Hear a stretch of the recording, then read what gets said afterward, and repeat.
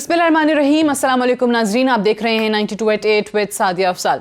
नाज़रीन, रोज़ाना हम प्रोग्राम में बात करते हैं आवाम के जो इश्यूज़ हैं या अपोजिशन जिन चीज़ों पर आजकल हुकूमत को तनकीद करती नज़र आ रही है, उसमें महंगाई है, उसमें गैस और बिजली के नर्ख बढ़ जाना है, उसमें रुपया मज़ीद डिवैल्यू हो जाना है, जिस तरीके से डॉलर की कीमत मुसलसल ऊपर जा रही है उस पर बात करते हैं।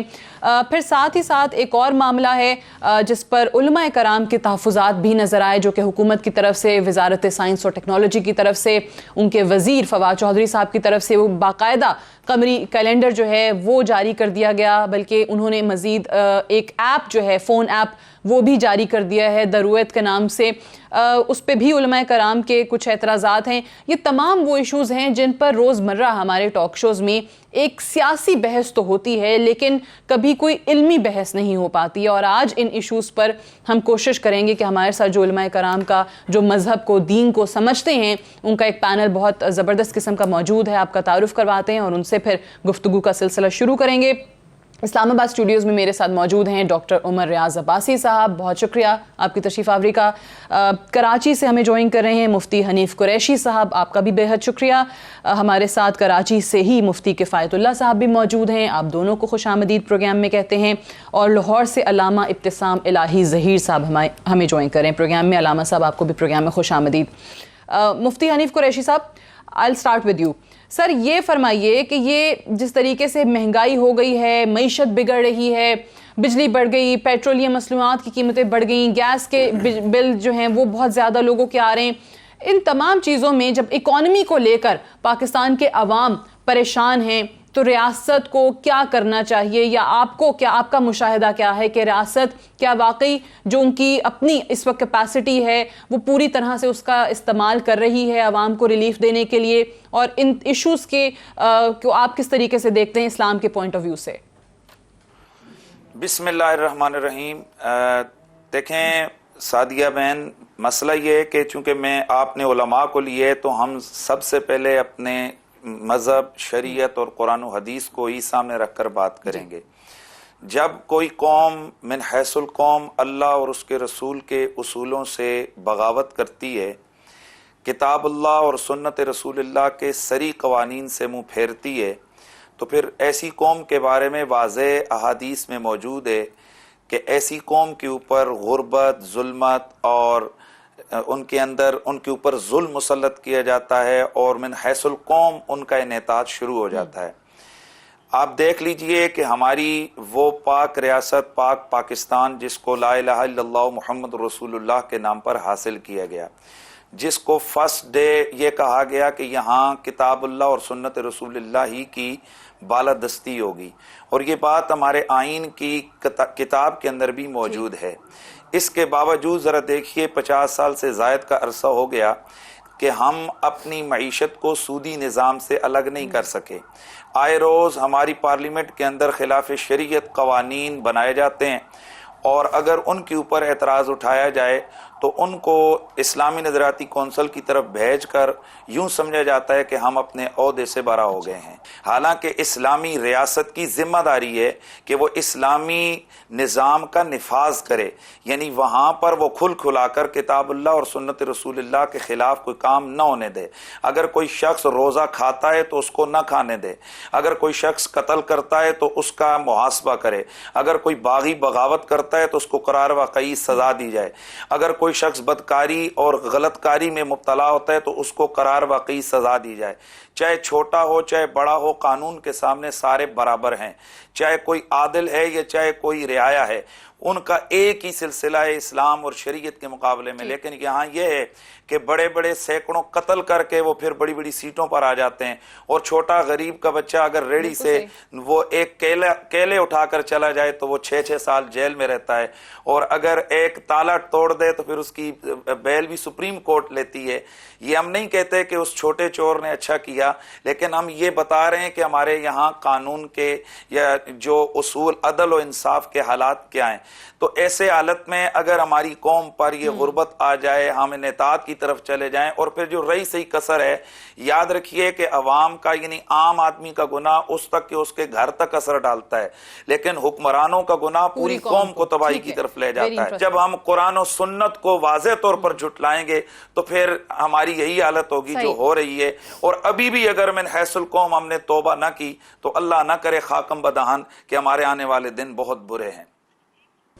ٹھیک ہے، اچھا ایک تو جو باتیں آپ نے کی کہ امیر اور غریب کے لیے جس طرح ڈاکٹر صاحب انہوں نے کہا کہ مساوی قوانین کا نہ ہونا، سزا اور جزا کا جو عمل ہے اس کا نہ ہونا، پھر خلاف شریعہ انہوں نے کہا کہ کچھ قوانین پارلیمان سے منظور ہو جاتے ہیں، بن جاتے ہیں، سودی نظام، اور سب سے بڑھ کے یہ کہ یہ واقعی آپ کو لگتا ہے کہ جس طرح سے ابھی مفتی صاحب بھی فرما رہے تھے کہ یہ قوم کی جو اپنی کوتاہیاں، اپنے گناہ ہیں، ان کی پھر اجتماعی سزا جو ہے وہ یہ جس بحران سے ہم گزر رہے ہیں، جس اکانومی کا رونا ہماری عوام روزانہ سڑکوں پر رو رہے ہوتے ہیں؟ دیکھیں مفتی صاحب کی ساری باتوں کو میں انڈورس کرتا ہوں، لیکن میں دوسرے آسپیکٹ سے اینگل سے اس کو دیکھ رہا ہوں۔ آپ چیزوں کو انالائز جب کرتے ہیں تو اس کے دو آسپیکٹس ہوتے ہیں، ایک انڈیویجول ہوتا ہے، ایک کولیکٹیو ہوتا ہے۔ ایک کا تو آپ کی ذات سے تعلق ہوتا ہے اور ایک کا آپ کی جو سوشل لائف ہے اس سے۔ اگر ہم قرآنک کمانڈمنٹس کو دیکھیں، سورہ حجرات ورس نمبر 1 to 11، وہ پورا ایک ڈیوائن اینڈ سوشل ایتھکس کا ایک آرڈر ہے۔ اس کے اندر how to behave with your community, with your people, with your neighbours, وہ پورا ایک سٹرکچر ہے۔ پھر سورہ فرقان میں ورس نمبر 63 to 77 کہ ڈونٹ فارنیکیٹ، اور اس میں ناپ تول میں کمی نہ کریں، اور باقی جتنے بھی آرڈرز ہیں سوشل لائف سے متعلق۔ اسی طرح سورہ انعام میں اب ان کمانڈمنٹس کو جب ان کی پریکٹیکیبلٹی کی بات آئی تو اسٹیٹ آف مدینہ میں نبی پاک صلی اللہ علیہ وسلم نے ایک بڑا رول ماڈل بنا کے پیش کیا۔ آپ دیکھیں نا، آج اکنامکس پڑھانے والا، پڑھنے والا پی ایچ ڈی کے سلیبس میں، ایم فل میں بھی دیکھتا ہے کہ تھیوری ہے ہیو اور ہیو ناٹ۔ اب وہ ہیو اور ہیو ناٹ کا کانسیپٹ سوشل آرڈر میں، اکانومک آرڈر میں نبی پاک صلی اللہ علیہ وسلم نے دیا، اور میں سمجھتا ہوں آج پاکستان کو اکانومک کرائسس سے نکلنے کے لیے اس فارمولے کو اڈاپٹ کرے۔ وہ کیا ہے کہ مہاجرین they left out each and everything in Makkah, جب وہ مدینہ مائگریٹ کر کے، اب وہاں پہ انصار تھے، اور انصار کا مطلب ہی ہوتا ہے مددگار، ہیلپرز۔ اب نبی پاک نے ان کو ان کے بزنس میں، ٹریڈ میں، ہر چیز میں برابر میں مرج کر دیا۔ Take from the upper class divide into lower class.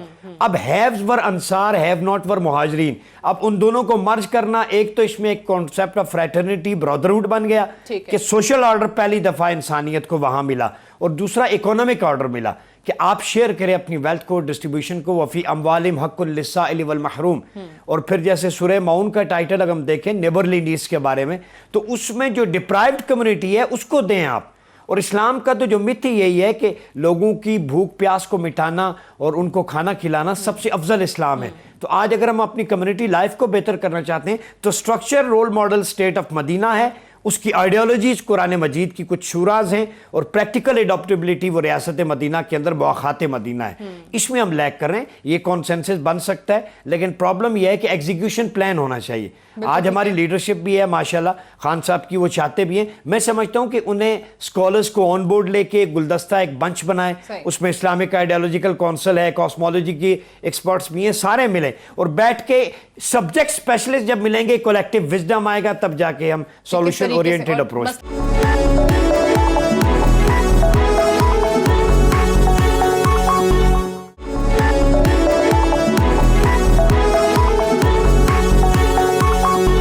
مفتی کفایت اللہ صاحب، اب دو چیزیں جو دونوں مہمانوں نے کہی میں آپ کے سامنے، ایک تو ظاہر محرکات پہ بھی آپ بھی روشنی ڈالیے گا کہ آپ کی نظر میں وہ کیا ہیں جس بحران سے ہم گزر رہے ہیں، اور دوسرا مفتی صاحب نے بھی کہا کہ قوم کی جب غلطیاں ہوتی ہیں یا اجتماعی طور پہ پھر ان کی سزا جو ہے وہ اس طریقے سے ملتی ہے، ڈاکٹر صاحب نے بھی اس کی طرف اشارہ کیا۔ ابھی رمضان کے مہینے میں بھی ہم نے دیکھا ہے کہ کیا دودھ والا اس نے ملاوٹ کرنا چھوڑ دی، پانی وہ بالکل ملا رہا ہے، ریڑی والا بھی جو ہے وہ پیسے کہیں نہ کہیں آپ کو زیادہ چارج کر کے بتا رہا ہوگا، ناپ تول میں کمی بیشی یہاں عام ہے۔ سو یہ چیزیں واقعی یہ پھر ریفلیکٹ کرتی ہیں جن چیزوں کی طرف یہ دونوں حضرات اشارہ بھی کر رہے ہیں کہ پھر قوم کی بھی تو اپنی کوتاہیاں، انفرادی طور پر ہم روزمرہ زندگی میں کتنے گناہ، اور جن کو گناہ ہم کنسیڈر بھی نہیں کرتے، کر رہے ہوتے ہیں کہ جس کی سزائیں پھر اس طریقے سے ملتی ہیں۔ آپ اس سے متفق ہیں؟ جب مکمل رہنمائی موجود ہے تو ہماری خارجہ پالیسی کیسی ہونی چاہیے، جس طرح نبی علیہ السلام نے خارجہ پالیسی کی تشکیل کی۔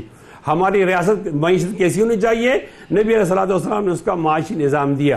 ہماری معاشرت کیسی ہونی چاہیے، میں تو ان سے بھی اتفاق کرتا ہوں جو میرے دو بھائیوں نے بات کی ہے، بہت علمی باتیں کی، اور ساتھ یہ اضافی بات بھی کرتا ہوں کہ پاکستانی قوم، یعنی میں یہ سمجھنا چاہ رہی ہوں کہ جو موجودہ بحران ہے جس پہ ہم دو چیزوں پہ بات کر رہے ہیں کہ یہ حکمرانوں کی نااہلی یا پالیسیز نہ ہونا، نہ یا ان کی پالیسیز کا ناکام ہونا ہے، یا قوم کی غلطی کی سزا.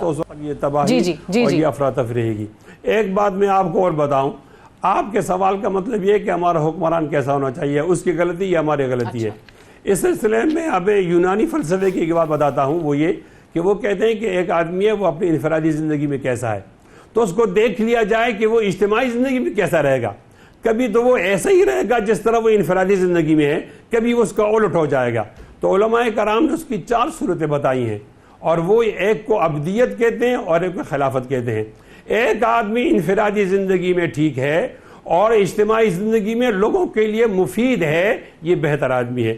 اور ایک آدمی انفرادی زندگی میں تو ٹھیک ہے لیکن اجتماعی زندگی میں وہ مردم آزار ہے، وہ ٹھیک آدمی نہیں ہے.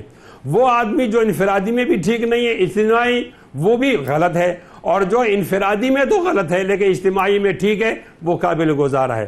تو ہمیں ایسے اشخاص کو متعین کرنے چاہیے جو ان اصولوں پہ وہ ٹھیک آتے ہوں. جب ایسا نہیں کرتے یا ہمیں غلط لوگوں کو منتخب کرتے ہیں تو پھر صحیح. حکمران کیسا ہونا چاہیے اور اس کے اوصاف کیا ہونے چاہیے، بالکل صحیح ہے. ٹھیک ہے مفتی صاحب، آپ کا نقطہ آ گیا. میں علامہ ابتسام الہی ظہیر صاحب کی طرف جاؤں گی. علامہ صاحب، آپ کو کیا لگتا ہے کہ یہ روزمرہ ہم اپنے ٹاک شوز کے اندر بھی سیاستدان ایک دوسرے پر الزامات بھی لگا رہے ہوتے ہیں. کوئی کہتا ہے کہ نہیں، مہنگائی آپ لوگوں کی پالیسیز کی وجہ سے بڑھی جو آپ لوگوں نے ماضی میں کی. ابھی موجودہ حکمرانوں پر تنقید ہو رہی ہوتی ہے. عوام جو ہے وہ پریشان ہے کہ جی گیس کے بلز دیکھیں کتنے آ رہے ہیں، بجلی کے بلز دیکھیں، پیٹرولیم مصنوعات بڑھتی چلی جا رہی ہیں، ڈالر جو ہے وہ بڑھتا چلا جا رہا ہے، روپیہ جو ہے وہ گرتا چلا جا رہا ہے. آپ کو کیا لگتا ہے کہ جو موجودہ کرائسس ہے، یہ بحران ہے، اس کے کیا محرکات کیا ہیں؟ دیکھیں جی، بنیادی طور پہ بات یہ ہے کہ اللہ تبارک و تعالیٰ نے اپنی کتاب میں ان تمام امور کو بہت ہی حسن انداز میں واضح فرما دیا. اللہ تبارک و تعالیٰ فرماتے ہیں ظہر الفساد فی البر والبحر بما کسبت ایدی الناس. خشکیوں اور تریوں میں انسانوں کے اعمال کی سیاہی نے جب فساد کو ظاہر کر دیا ہے. اللہ نے قرآن مجید میں ایک بستی کا ذکر کیا جس کے پاس 3 نعمتیں تھیں. داخلی طور پر ان کے پاس اطمینان تھا، خارجی طور پر ان کے پاس امن تھا، اور امن کے بعد ایک بہت بڑی نعمت جو تھی ان کا رزق کی نعمت بھی موجود تھی. اللہ تبارک و تعالیٰ فرماتے ہیں ضرب اللہ مثلا قریۃ کانت آمنۃ مطمئنہ یاتیہا رزقہا رغدا من کل مکان. اس بستی کو اطمینان، امن کے ساتھ ان کا رزق ہر جگہ سے بافراغت آ رہا تھا. فکفرت بانعم اللہ، انہوں نے اللہ تعالیٰ کی نعمتوں کی ناشکری کی. پھر کیا ہوا؟ فاذاق اللہ لباس الجوع والخوف بما كانوا یصنعون. اللہ تبارک و تعالیٰ نے ان سے امن کو چھین کر ان کے اوپر خوف کو مسلط کر دیا، اور ان سے رزق کو چھین کر ان کے اوپر بھوک کو مسلط کر دیا. اس کا مطلب یہ ہے کہ میں اگر سوخ تسامہ ہوں تو یہ روز سیاہ خود دکھایا ہے میرے گھر کے چراغاں نے مجھے کہ اس کے اندر ہم جہاں پہ حکمرانوں کو مورد الزام کسی حد تک ٹھہرا سکتے ہیں، وہاں بحثیت مجموعی جو ہماری اپنی قومی ذمہ داری ہیں ان کو بھی ہم نے صحیح طور پہ ادا نہیں کیا. اور سب سے بڑی ذمہ داری یہ تھی کہ جو نسخہ کیمیا ہمیں اللہ تبارک و تعالیٰ کی طرف سے ملا تھا کہ اتر کر ہرا سے سوئے کو آیا اور ایک نسخہ کیمیا ساتھ لایا. پیغمبر زماں حضرت محمد کریم صلی اللہ علیہ وسلم کی تعلیمات اور اللہ تعالیٰ کے قرآن کی شکل میں ملنے والے عظیم نسخے کی ہم نے صحیح معنوں میں قدر نہیں کی. اور جب انسان کسی نعمت کی ناشکری کرتا ہے تو اللہ تبارک و تعالیٰ کا قانون بالکل واضح ہے کہ لئن شکرتم لازیدنکم ولئن کفرتم ان عذابی لشدید. اگر تم میری نعمتوں کا شکریہ ادا کرو گے میں اپنی نعمتوں کو بڑھا دوں گا، اور اگر تم نے میری ناشکری کی تو میری نعمتیں جو ہیں ان کے اوپر میں تمہارے بڑی گرفت کروں گا، پھر میرا عذاب بڑا شدید ہے. میں سمجھتا ہوں اللہ نے ہمیں آزادی کی نعمت سے نوازا، ایک قطع ارضی دیا، ہر طرح کے موسم دیے، بڑا خوبصورت زمین دی، لیکن سچی بات یہ ہے کہ ہم ان تمام چیزوں میں اس طرح پیوست ہو گئے کہ ہم نے اصل اپنی منزل کو فراموش کر دیا، راستے کو فراموش کر دیا، اور ہماری قوم بھی اس کے اندر شریک ہوئی اور ہمارے حکمران بھی اس کے اندر شریک ہوئے. جب کسی کو پاور مل جاتی ہے تو بجائے اس کے کہ وہ انصاف کے ساتھ، ایمانداری کے ساتھ اور عدل و انصاف کے ساتھ معاملات کو چلائے، وہ بھی اس موقع کے تمام اختیارات کو اپنی ذات تک مرتکز کرنے کے لیے اور اپنے اقتدار کو طول دینے کے لیے تمام کی تمام صلاحیتوں اور پوٹینشلز کو استعمال کرنا شروع کر دیتا ہے. میں یہ بات سمجھتا ہوں کہ اللہ تعالیٰ نے قرآن میں یہ بات کہی ہے ان اللہ یامرکم ان تؤدوا الامانات الی اہلھا، کہ اللہ تعالیٰ حکم دیتے ہیں کہ ایمانتیں ان کے اہل کی طرف پلٹاؤ. اگر فقط اس ایک حکم کے اوپر بھی صحیح معنوں میں عمل ہو جائے تو ہمارے معاشرتی بگاڑ کا بہت حد تک علاج ہو سکتا ہے. ہمارے یہاں پر نیپوٹزم ہے، ہمارے یہاں پر اقربا پروری ہے، ہمارے یہاں پر رشوت ہے، سفارش ہے. جب تک ہم ان تمام چیزوں کے اوپر قابو نہیں پائیں گے اور صحیح معنوں میں کتاب و سنت کے جو قائم کردہ اصول اور بیان کردہ اصول ہیں ان کو اپنی انفرادی اور اجتماعی زندگی کے اندر لاگو نہیں کریں گے اس وقت تک ہمارا زوال، ہماری پستی، ہمارا بگاڑ جو ہے اس کا صحیح معنوں میں علاج نہیں ہو سکتا. میں یہ سمجھتا ہوں مجھ سے پیش رو مقررین نے بڑے اچھے انداز میں پارٹیسپینٹس نے اپنا موقف بیان کیا ہے، لیکن بات گھوم پر اسی نقطے پہ پہنچتی ہے کہ نسخہ کیمیا ہمارے پاس اللہ تعالیٰ کی کتاب ہے اور نبی پاک صلی اللہ علیہ وسلم کا فرامین ہے. اور ایک آیت کہہ کے میں اپنی بات کو وائنڈ اپ کروں گا. اللہ تعالیٰ نے قرآن میں بیان کیا ہے فَلْيَحْذَرِ الَّذِينَ يُخَالِفُونَ عَنْ أَمْرِهِ أَن تُصِيبَهُمْ فِتْنَةٌ أَوْ يُصِيبَهُمْ عَذَابٌ أَلِيمٌ.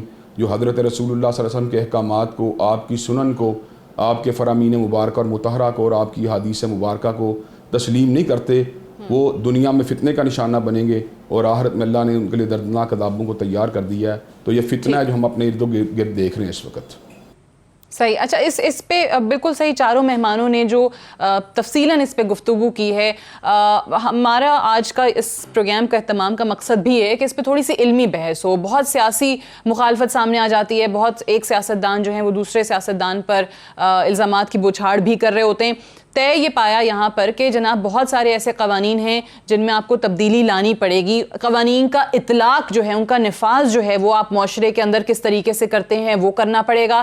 ساتھ ہی ساتھ کسی اور کو مورد الزام ٹھہرا دینا، سارے کا سارا ملبہ اس پہ گرا دینا یہ بہت آسان ہے کہ حکمرانوں کی وجہ سے ہے، یا یہ کہہ دینا کہ سارا کا سارا قوم کی وجہ سے.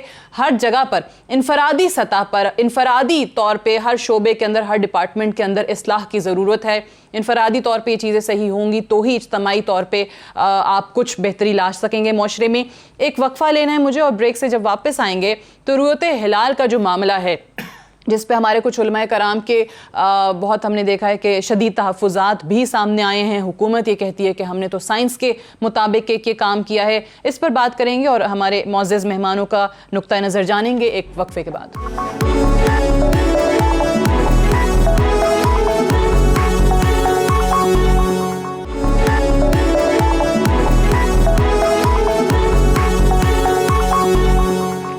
Welcome back. پروگرام میں ایک بار پھر سے خوش آمدید. فواد چودھری صاحب وزیر سائنس اور ٹیکنالوجی، انہوں نے ایک قمری کیلنڈر کا اجرا کیا اور انہوں نے اب ایک موبائل جو ایپ ہے، یعنی فون پہ آپ دیکھ سکتے ہیں کہ کس ٹائم پہ چاند نکلے گا، ٹائم اس کے اوقات جو ہیں وہ باقاعدہ وہ ایپ آپ کو بتا دیتا ہے. ضرورت کے نام سے وہ موبائل ایپ ہے. میں مفتی حنیف قریشی صاحب پہلے آپ کا موقف اس پہ جان لیتی ہوں کہ اوبویسلی ہم ایک چیز تو کائنات کے نظام میں طے ہے، یہ تو قدرت ہے، اس سے تو کوئی انکار نہیں کر سکتا کہ یہ طے ہو گیا کہ بھئی سورج نے اتنے منٹ پر، اتنے سیکنڈ پر نکلنا ہے. اس کے واضح احکامات ہیں. سائنس جو ہے وہ کہیں پر ہمیں اگر نظام میں قدرت کی نفی کرتا نظر نہیں آ رہا بلکہ اسی کو مزید ایلیبریٹ کرتا ہوا دکھائی دیتی ہے سائنس. اور اگر وہ ٹائم بتا دیتے ہیں انہی چیزوں کا جو قدرت کا ایک نظام کا حصہ ہیں، انہی کا شیڈیول ایک طریقے سے جاری کر دیتے ہیں، تو اس میں مسئلہ کیا ہے یا اس میں مضحکہ کیا ہے؟ قرآن تو خود ہمیں کہتا ہے کہ آسمانوں اور زمین میں غور و فکر کرو کہ ان میں کیا کچھ ہے. سو اگر وہی سائنس کے تھرو کر لیا کسی نے تو اس میں مسئلہ کیا ہے؟ دیکھیں میری بہن، اصل میں کنفیوژن اس لیے کہ دونوں طرف سے بات کو سمجھنے کی کوشش نہیں کی جا رہی ہے. جی، جہاں تک قمری کیلنڈر کا مسئلہ ہے، یہ فواد چودھری صاحب نے کوئی نیا تیر نہیں چلایا ہے. آج سے 100 سال پہلے میرے دادا استاد ہیں، جی، انہوں نے 100 سال پہلے قمری کیلنڈر تیار کیا تھا. میں آپ کو وہ بھیج سکتا ہوں. 3-4 سال پہلے وہ ختم ہوا ہے اور اس کے تقریباً 80% ریزلٹس بالکل ٹھیک تھے. اسی طرح فواد چودھری صاحب نے جو کیلنڈر دیا ہے وہ 5 سال کا ہے. میرے اسٹوڈنٹ نے 20 سال کا کیلنڈر ان سے پہلے بنایا ہے اور تقریباً بلکہ سارا وہی ریزلٹ ہے جو فواد چودھری صاحب نے دیا ہے. اصل مسئلہ یہ ہے کہ جس وقت ہم عقل کو شریعت کی ٹکر میں لے کے آتے ہیں تو قانون یہ ہے کہ عقل شریعت کے تابع ہے، شریعت عقل کے تابع نہیں. میں یہ سوال کرتا ہوں کہ یہ جو پاکستان میں رؤیت ہلال کمیٹی بنائی گئی تھی، اس کا مقصد کیا تھا؟ یقیناً جواب یہی آئے گا کہ چونکہ شریعت کا حکم یہ تھا کہ سومو لرؤیتی وافطروا لرؤیتی، اللہ کے نبی نے فرمایا چاند دیکھ کر روزہ رکھو اور چاند دیکھ کر افطار کرو، یعنی ختم کرو، اس کا عید کا اہتمام کرو. اب یوں تو ہر مسلمان کو حکم ہے. اب ہوتا یہ تھا کہ سرحد والے کہتے تھے ہم نے دیکھ لیا، پنڈی والے کہتے تھے ہم نے دیکھ دیا. ہر شہر میں اپنا اپنا جہاں جہاں علماء جس کو نظر آتا وہ اعلان ہوتے اور ایک ملک میں 5 عیدیں جو ہیں نا وہ نظر ہونا شروع ہو گئیں. اس پر اس چیز کو ختم کرنے کے لیے کہ بھائی کم از کم ریاست پاکستان کے اندر تو ایک ایسا سلسلہ ہو جائے کہ جید علماء کی ایک کمیٹی ہو جس میں تمام مسالک کے لوگ ہوں اور وہ بڑے اعلیٰ درجے کے علماء ہوں اور ان کے ساتھ ان کی رہنمائی کرنے کے لیے فلکیات کے ماہرین بھی ہوں، اور یہ سارے لوگ بیٹھ کر اہتمام کے ساتھ گواہیاں طلب کریں اور چاند کو دیکھا جائے تاکہ کروڑوں مسلمانوں کی نماز روزوں کا یہ مسئلہ کھیل نہ بنے۔ پچھلے عرصے میں آپ نے دیکھا کہ سرحد میں ایک متوازی طور پر اعلان ہمارے خیبر پختونخوا میں نظر آتا رہا، سامنے آتا رہا، تو وہ اصل میں اس وقت بھی یہ معاملات حکومتوں کے اور سیاسی معاملات تھے، چونکہ جو ہماری رویت ہلال کمیٹی ہے اس کی مثال قضاء کی سی ہے، یعنی اس کو گورنمنٹ نے مقرر کیا ہے، لہٰذا ان کا فیصلہ ریاست کا فیصلہ ہے۔ جس طرح ایک جج کا فیصلہ ریاست کا فیصلہ ہے، اسی طرح ان کا فیصلہ بھی ایک ریاست کا فیصلہ ہے۔ چاہیے تو یہ تھا کہ ریاست اس کو اپنے اس میں کنٹرول میں لیتی یا اس کا کرتے، الٹا ریاست نے کہا کہ پہلے پپلزئی ورسز قوم تھی، اب ایک اور بیچ میں جو ہے نا وہ ٹیم کا اضافہ ہو گیا اور ان کا نام ہے فواد چودھری صاحب۔ فواد چودھری صاحب کا جو مسئلہ ہے سعدیہ، وہ اصل میں جو ہم سمجھیں ان کا مسئلہ نہ علماء ہیں اور نہ ان کا مسئلہ یہ چاند ہے، ان کا مسئلہ عمران خان ہے۔ اگر عمران خان ان کو وزارت سے نہ ہٹاتے تو میرا یہ گیس ہے، چونکہ مجھے یہ حق حاصل ہے کہ میں اپنی جو ہے نا رائے کا اظہار کروں، تو وہ یقیناً یہ نہ کرتے، اور میں نے پچھلے 2-3 پروگراموں میں بھی کہا ہے کہ فواد چودھری صاحب جس طرح نواز شریف صاحب کی ٹیم میں رانا ثناء اللہ صاحب تھے، اب یہ عمران خان صاحب کی ٹیم میں صاحب تشریف لائے ہیں۔ اور سعدیہ اصل پرابلم یہ ہے کہ میں حیران ہوتا ہوں کہ کیسی تھنکنگ اور کیسی سوچ لوگوں کو دی جا رہی ہے۔ کیا یہ جو بڑے بڑے جید علماء بیٹھے ہیں، سعدیہ آپ کلمہ پڑھنے والی مسلمان ہیں، میں آپ کو اپنے سے بہتر سمجھتا ہوں، لیکن یقیناً ہمارے ساتھ یہ علماء کا لا کا سابقہ لگا ہوا ہے۔ کیا آپ کبھی یہ سوچ سکتی ہیں کہ کسی مسلمان کی ایک نماز اور ایک تکبیر بھی ضائع کر دیں؟ ایمان سے بتائیے تو بتائیں کہ جو لوگ ساری زندگی قرآن و سنت پڑھاتے ہیں، جن کی پوری زندگی ان کا دن رات کا معمولی قرآن و سنت کی تعلیم ہے، تو کیسے ممکن ہے کہ وہ لوگ جان بوجھ کر لوگوں کے کروڑوں لوگوں کے روزوں کا اور نمازوں کے ساتھ وہ جنوں کھلواڑ کریں؟ تو میں یہ پہلی بات تو یہ ہے کہ میں اس رویے کی مذمت کرتا ہوں، یہ رویہ بالکل غلط ہے، اور اگر یہ کوئی سمجھنے کی یہ کوشش کرنا چاہتے ہیں تو یہ فواد چودھری اب جناب بھیج رہے ہیں وہ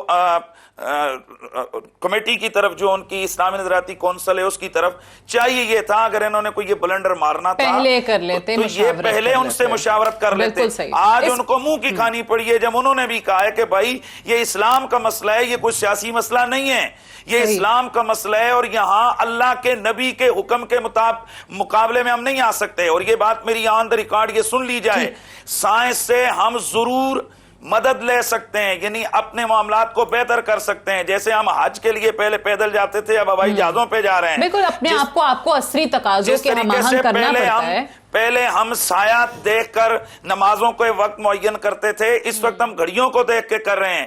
لیکن اللہ کے نبی نے جب کہہ دیا چاند دیکھو تو دیکھنے سے مراد آنکھوں سے دیکھنا ہے، علم نہیں۔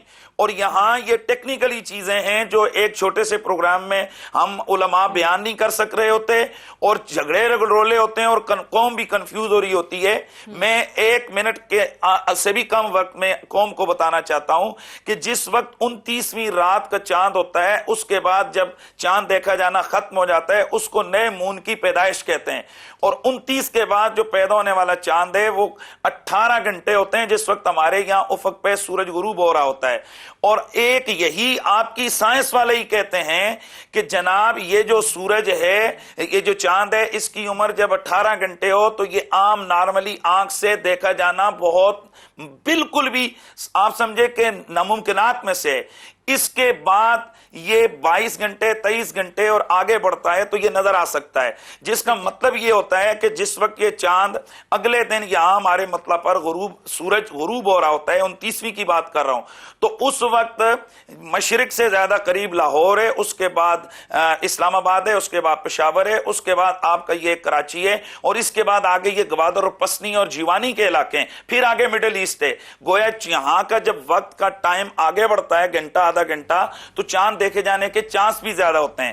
پہلی کنفیوژن تو یہ ہے کہ یہاں کے علاقوں میں افق مطلع صاف ہو، قریب ہے جو دیکھے جانے کے، یہاں چاند نظر نہ آئے تو پشاور میں کیسے نظر آتا ہے، یہ اپنی جگہ ایک سوال تھا۔ پھر 29ویں کا یہ جو چاند ہے اس حوالے سے اس کی پیدائش تو وہ بتا رہے ہیں، وہ تو ہم بھی بتا رہے ہیں کہ بھئی پیدا ہو چکا ہے، مسئلہ دیکھنے کا ہے کہ انسانی آنکھ اس کو دیکھ نہیں سکتی ہے، اور شریعت انسانی آنکھ کا مطالبہ کرتی ہے۔ اچھا، اب ایک چیز جو آپ نے درمیان میں کہی گفتگو کے اپنے کہ مشاورت پہلے کر لیتے ہیں، بعد میں جو اب اس جانب سوچا جا رہا ہے، اس سے تو میں 100% متفق ہوں۔ اور ڈاکٹر صاحب یہ جو کہا نا انہوں نے کہ عقل اور شریعت کی ٹکر بنا دیا، آئی تھنک مسئلہ سارا یہی ہے۔ ہم جس چیز کی بات کریں، سائنس کی بات کریں، سائنس کے استعمال کی بات کر رہے ہیں، وہ قدرت نے اور نظام کائنات نے جن چیزوں کو آلریڈی طے کر دیا ہے، ہم انہی کے شیڈیول سائنس کے تھرو آنے کی بات کر رہے ہیں۔ تو یہ ضد کیسے بن گئی، یا مسئلہ یہ تھا نہیں، بن گیا، بگڑ گیا، کیا ہوا کیا؟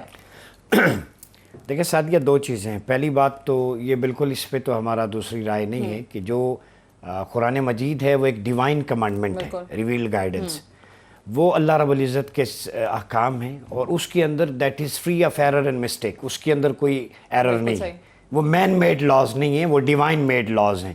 ڈیوائن میڈ لاز کے اندر ایرر نہیں ہوتی، ایرر آف ججمنٹ جو ہے وہ ہیومن میڈ لاز کے اندر ہو سکتی۔ اب ہم کہتے ہیں کہ شریعت اور عقل کے درمیان ٹکر ہے، نو، عقل جو ہے شریعت اس کو امپرووائز کر رہا ہے، انکریج کر رہا ہے کہ آپ چیزوں کو سارٹ آؤٹ کرنے کے لیے، انڈرسٹینڈ کرنے کے لیے ڈیپتھ میں انالیٹک اپروچ اپنائیں۔ فَاعْتَبِرُوا یا اُولِي الْأَبْصَارِ کا لفظ قرآن میں استعمال ہوا، اُولِي الْأَلْبَاب کا عقل والوں کے لیے نشانیاں ہیں۔ اب وہ نشانیاں سارٹ آؤٹ کیسے کرنی ہیں، وہ سائنٹیفک میتھڈولوجی سے ہی کرنی ہے۔ اب قرآن مجید کو اگر آپ دیکھیں تو اس کا 1/4 پورشن وہ سائنٹیفک ایکسپلوریشنز ہیں، میتھمیٹیکل ایکویشنز وہاں سے سارٹ آؤٹ ہو رہی ہیں۔ آپ کی بگ بینگ تھیوری سورہ فلق سے ثابت ہو رہی ہے، آپ کی بلیک ہول تھیوری قرآن مجید کے اندر ہے، آپ کے فنگر پرنٹس، آپ کی بائیو میٹرک آئیڈینٹیٹی، یہ سارا پھر آپ کا human evolution of biological evolution of human being, اس کے 7 پروسیسز قرآن کے اندر موجود ہیں۔ تو قرآن کو سائنس کی بنیاد تو قرآن مجید نے رکھی، اب اس کا انکار نہیں کیا جا سکتا۔ اب ان دونوں کو ملانا ہے، ملانا کیسے ہے؟ جیسے مفتی صاحب نے کہا، علماء کو اور سائنٹیفک ایکسپرٹس کو، جو کاسمولوجی کے، ایسٹرونومی کے، ایسٹرولوجی کے ایکسپرٹس ہیں، انہیں آن بورڈ لیں، دونوں کا ویو لے کے ایک جو کولیکٹیو وزڈم والی رائے ہے وہ پبلک کے سامنے رکھیں۔ اب میں یہاں پہ ایک بات کرتا ہوں، شاید فواد صاحب کو بھی اور کچھ لوگوں کو نہ پتا ہوگا کہ سائنٹیفک جو wide commentary of the holy Quran, Quran کی ایک سائنسی تفسیر بھی ہے، ویسے تو بہت ہیں لیکن ون آف دا پرومیننٹ علامہ جوہری طنطاوی کی جواہر القرآن، آپ حیران ہوں گی کہ ان کی کچھ بکس جو ہے وہ اسپرٹ سے، کاسمولوجی سے، کونیہ سے، کائنات سے، اور انہوں نے قرآن مجید کی جو کمانڈمنٹس ہیں اور جو پروہیبیشنز ہیں ان سے سارٹ آؤٹ کیا ہے کہ آپ اس کائنات کے اندر اللہ رب العزت نے ایسی نشانیاں رکھی ہیں کہ وداؤٹ سائنٹیفک آبزرویشن آپ اس کو نہیں سارٹ آؤٹ کر سکتے۔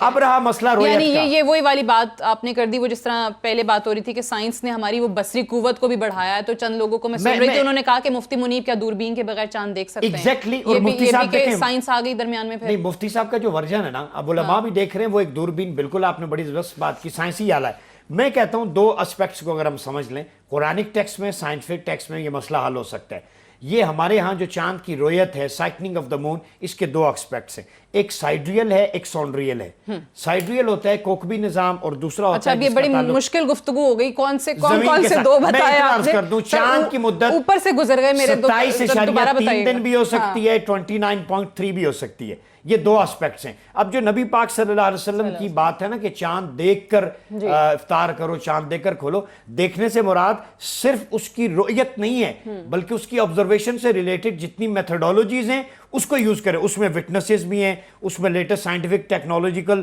ٹولز ہیں، کاسمولوجیکل اسپیکٹس ہیں، سب کو دیکھ کے according to the specific area جس دور میں آپ رہ رہے ہیں اس دور کی جدید ٹیکنالوجی کا استعمال کر کے، یعنی وہ عصری تقاضے آ گئے، یعنی وہ علم متشابہات، یعنی رؤیت جو ہے اس کو اتنا کمپریہنسو بنا دیں کہ اپنے دور کے سب سے بیسٹ ٹیکنالوجی کو یوز کریں۔ مقصد رؤیت ہے، مقصد رؤیت ہے، لیکن اس رؤیت کو جانچنے کے لیے اس وقت کے سارے ٹولز کو یوز کریں۔ یہ مسکنسیپشن ہے جس کو سمجھنا ہے۔ اچھا چلے، میں علامہ ابتسام الہی ظہیر صاحب اور مفتی کفایت اللہ صاحب سے ذرا موقف جانتی ہوں، اگر میں بریک لے لوں۔ یہ دار و مدار، سعدیہ فرمائیے، پلیز میرے ایک لفظ بیچ میں کر لیں کہ دارو مدار کیلنڈر پہ نہ ہو، یعنی جب چاند دیکھے جانے کا دن ہو اس دن ٹولز استعمال کر کے آپ علوم استعمال کر کے یہ کہیں کہ جی ہاں چاند نظر آ رہا ہے، یہ نہ ہو۔ اچھا میں آپ لوگوں کی بات سے جو سمجھی ہوں کہ آپ لوگ کہہ رہے ہیں دیکھیں ابھی چاند صحیح کہ جس دن چاند دیکھنا ہے اس دن دوربین کیا جتنے آلائے کار آپ کو اویلیبل ہیں ان کا استعمال کریں اور چاند دیکھیں، یہ نہیں کہ کیلنڈر آپ کے ہاتھ میں ہے اور آپ نے تو چاند دیکھنے کی زحمت ہی نہیں کی، گوارا ہی نہیں کیا، آپ کے پاس اگر 5 جون ڈیٹ لکھی ہے تو آپ آنکھیں بند کر کے اعتماد کر لیں۔ جس دن آپ پاکستان کے اندر چاند کی رویت کا اعلان کر رہے ہیں، پاکستان کے اندر اس وقت آپ کس درجے میں ہیں؟ یعنی آپ دوسرے تیسرے درجے میں ہیں، اور آپ کے سائنٹیفکلی بھی اس وقت یہاں چاند دیکھا جانا ممکن ہی نہیں ہے۔ اور میں یہاں سے یہ سوال آج آپ آن ایئر آپ کے اس پروگرام کے ذریعے سے فواد چودھری سے کہتا ہوں، آپ سب سے پہلے یہ اعلان کریں، اسی سائنسدانوں سے پوچھیں جس دن پشاور کے اندر پپلزئی صاحب نے اعلان کیا تھا، آپ یہ کیوں نہیں اس قوم کو اس کنفیوژن سے نکالتے؟ ان سے پوچھیں جنہوں نے یہ کیلنڈر بنایا ہے، کیا اس دن پاکستان چھوڑیے یہاں کراچی مڈل ایسٹ تک بھی عام نارملی اس دن چاند دیکھا جانا ممکن تھا؟ سر آپ یہ پہلے قوم کو بتائیں تاکہ پتہ لگے کہ رویت ہلال کمیٹی جو کر رہی ہے وہ ٹھیک کر رہی ہے۔ مشابہات کے اصلی تقاضوں کے مطابق اس وقت کے بھی جو احکامات ہیں آپ ان کو چینج کرتے ہیں، ٹرانسفارم کرتے ہیں، جس طرح قرآن کریم کی ایک آیت ہے جس میں یہ کہا گیا ہے کہ اب قوت تیار رکھو، گھوڑے تیار رکھو۔ اب اگر ان کو آج کے ٹائم پہ آپ دیکھیں گے تو آج اب گھوڑوں سے یا قوت سے، جس کا حدیث کی تشریح کریں تو ترجمہ جو ہے وہ تیر اندازی آتا ہے کہ تیر اندازی سے اور گھوڑوں سے آپ آج جنگ نہیں کر سکتے۔ آج آپ ظاہر ہے ٹینک اور بارود اور پتہ نہیں کیا کیا رکھیں گے۔ یہاں پہ ایک بریک لے لیتے ہیں، بریک سے واپس آتے ہیں تو مفتی کفایت اللہ صاحب کا اور علامہ ابتسام الہی ظہیر صاحب کا بھی اس پر موقف جانیں گے ایک وقفے کے بعد۔